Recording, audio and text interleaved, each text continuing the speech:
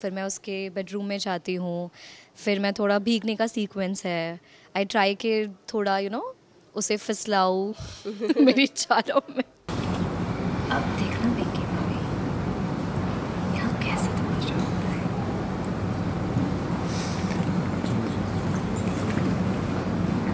ये डीजे के कमरे की तरफ क्यों जा रही है?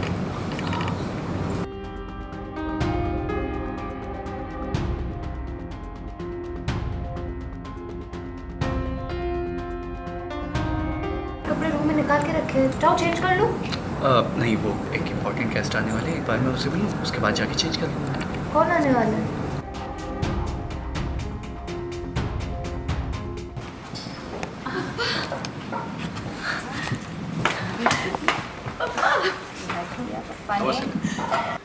तुझे अपना स्पेशल दिन बनाता ना, देख तेरे पति ने उसका भी इंतजाम कर दिया है। अब तो खुश है? Thank you so much. Anand भैया और सागर भैया नहीं आए? अरे इस साल नहीं आया तो क्या हुआ, अगले साल कान पकड़ के लेकर आऊंगा उन्हें। जाइए आगे जाइए सर। ओके।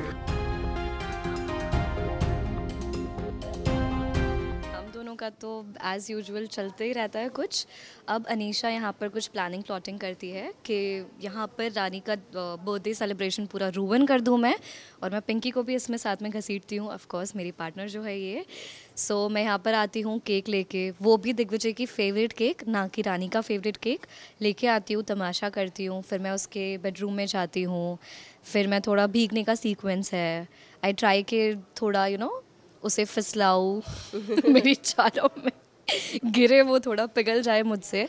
फिर रानी मुझे थोड़ा बहुत ताना देती है कि आपको ऐसे बीच में नहीं आना चाहिए, ब्ला ब्ला ब्ला, ये सब कुछ होता है फिलहाल के लिए। तो या too much drama Anisha is doing. मतलब एक्चुअली जिस मकसद से ये प्लॉट की गई थी पिंकी के हाथों इस घर में, वो हम ना बहुत बार कोशिश करते हैं कि वो हमारी प्लानिंग एंड प्लॉटिंग सक्सेसफुल हो जाए, बट जैसा कि नहीं बेबी, यही तो बात है, वो होगी इस बार। क्योंकि क्या होता है ना, बार बार हम दोनों मुंह के बल गिर जाते हैं रानी के आगे।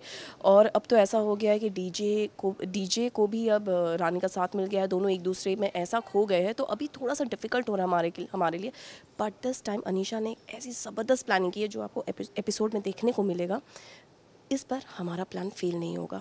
इस बार अनीशा का जो दिमाग है वो रॉकेट की तरह उड़ा हुआ है। सो या स्टे क्यूरियस गाइस। ये भी मेरा ही था। देखिए, मैं फ़ोन करती रहती हूँ अनीशा को, बोलती रहती हूँ भाई तुम कुछ करोगी तो मुझे घर की इनसाइट्स देती है कि ऐसा ऐसा चल रहा है, तो आप इसके हिसाब से आप कुछ प्लानिंग कर लो।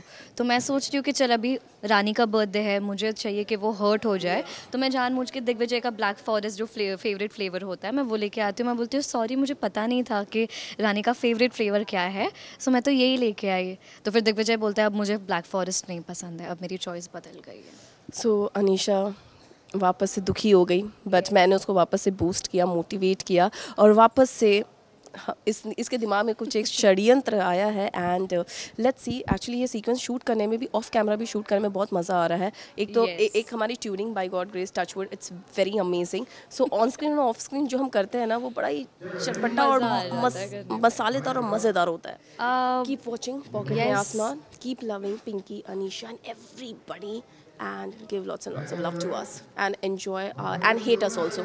Yeah, that is more important. Yes. Please guys, hate us. Your hate is our love.